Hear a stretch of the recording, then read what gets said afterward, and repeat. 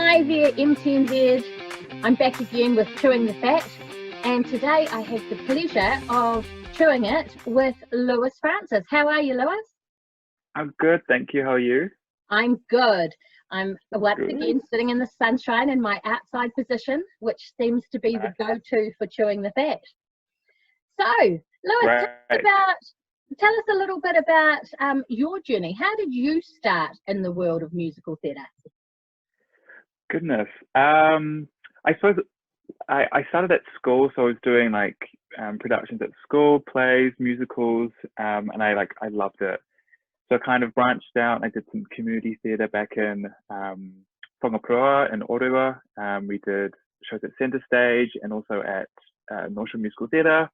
I did that for ages, and then I finally got into something like Amici Productions that did Anything Goes and Mamma Mia. And then I kind of did that for a bit, but I also was doing a degree at the same time, and then I did a bit of opera singing as well, and did some stuff with NZ Opera, and I guess that's kind of how it took off. And then before you left New Zealand, did you do the actors program in the end? No. No, I didn't. I auditioned for it and I got in. And I also got another job somewhere else, and I was like, oh, I'm going to defer it for a year, just do this job first, because it was a good job straight out of uni. I did a business degree first. I was like, I need to do this first, and then I was going to do it. And then we auditioned, was about to do it, and then I got Book of Mormon, so I never actually got to do the actors program, which is so annoying. Part of me still really wants to do it, but So tell me, we'll what was getting Book of Mormon like? So how long did that take? What was the process? Oh my goodness. The process took about 5 months. I auditioned in New Zealand first and did the callbacks in New Zealand. And then I think it was like a week later, I had to fly to Melbourne to do 2 more days of auditioning. And I didn't hear anything for a month. And then I came back again, I think a month and a half later, and I did like a full week boot camp.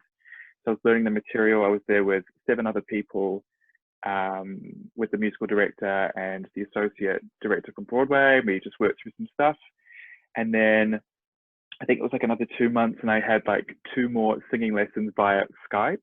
And then eventually they offered me a position when something became available. Wow, So yeah, what a long process. process. Yeah.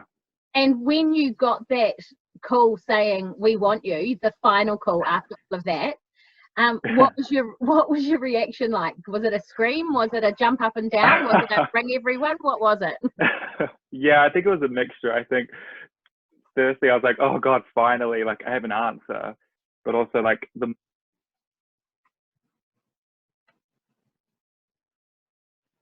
name's Anna Marie. She did oh, is my microphone working?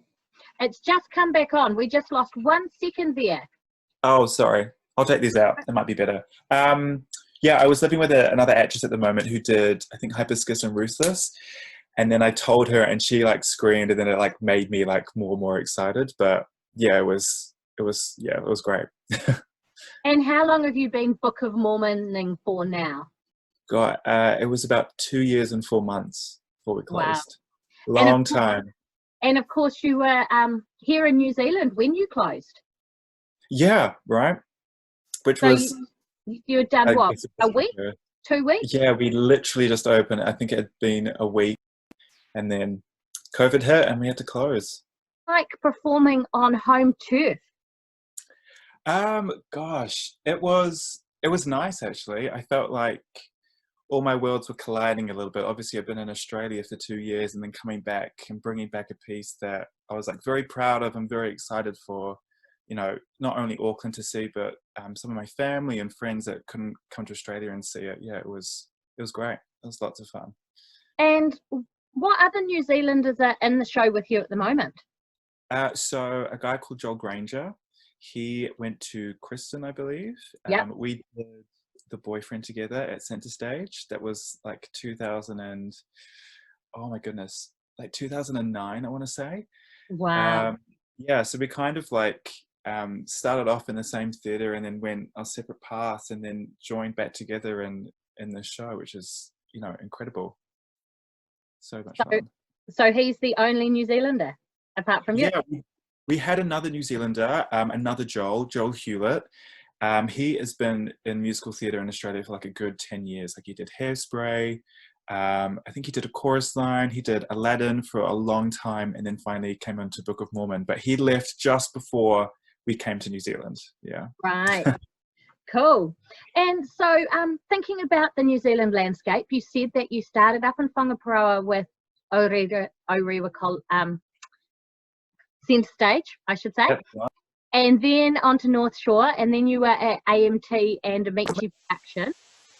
Mm-hmm. So, who would be someone who inspired you along that journey to encourage you to keep going? Wow. I think firstly and foremostly, it's a lot of my teachers and my tutors really push me forward.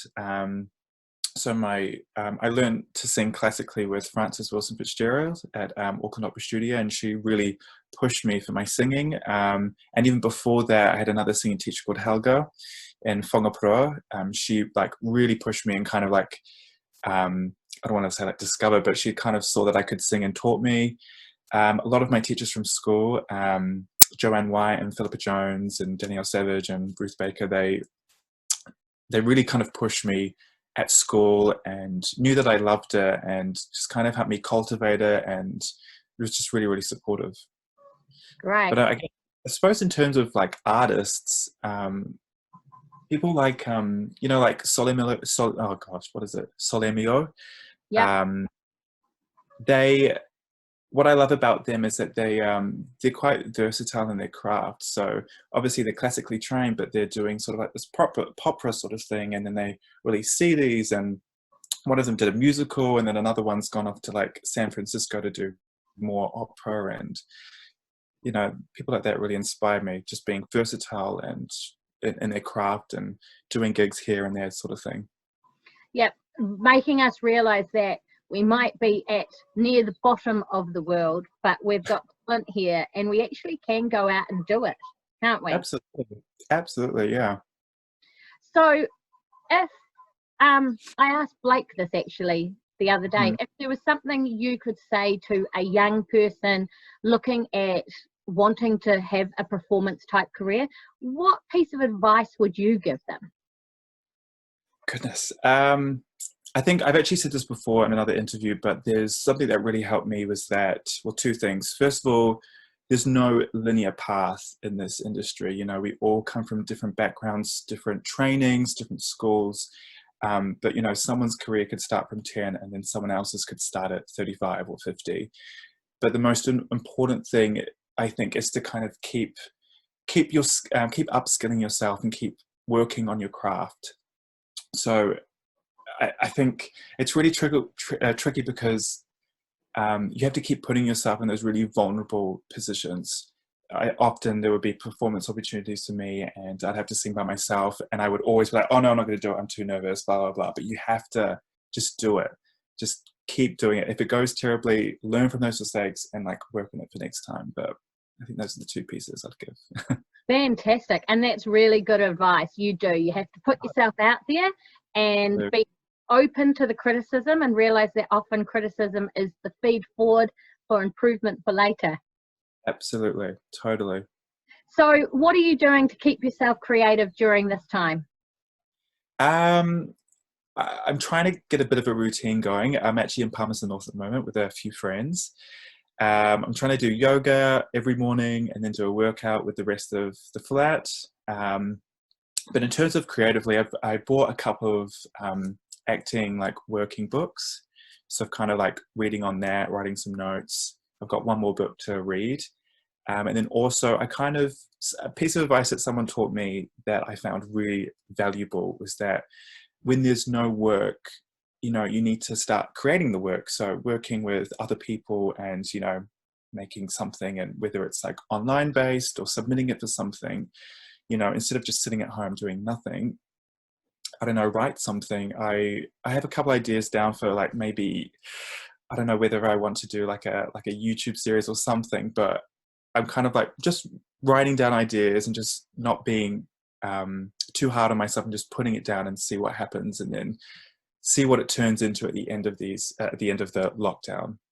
Maybe Book of Mormon cast online song or something? You know how Hamilton have just done that opening Right. number? Yes, I just saw that. That was so good. Yeah, something like Yeah. that would. I bet your New Zealand family and theatre whānau would love to hear something from Book of Mormon. Right? Actually, yeah, no, maybe I'll put a feeler out and see if we could do something. I know, like, I mean, everyone's at home doing nothing, so I think people would love the opportunity to do it.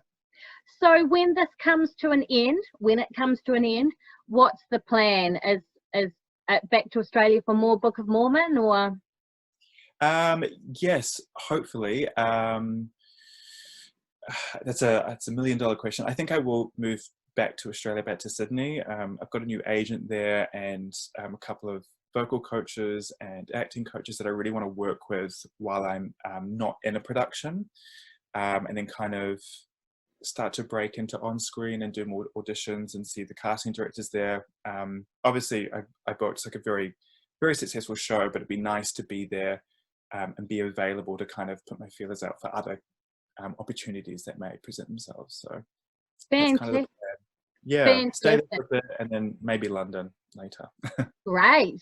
Well, Yeah. thanks so much for giving us some of your time this morning, and I'll let you go back, and maybe it's time, it's almost lunchtime, it's time for a Right. workout maybe, or in a healthy Oh, lunch. yeah, definitely. So all the best, and we look forward to hearing and following your journey down the pathway. If people want to follow you, Lewis, what's the best way to do that? What's the Instagram handle for you? It's Lewis Francis, Lewas Francis with 2 S's. Yeah. So check Lewis out and let's see what happens for Lewis post ISO and post ISO, and you know, MTNZ, not sure who I'm interviewing next, but I look forward to seeing you next time on Chewing the Fat.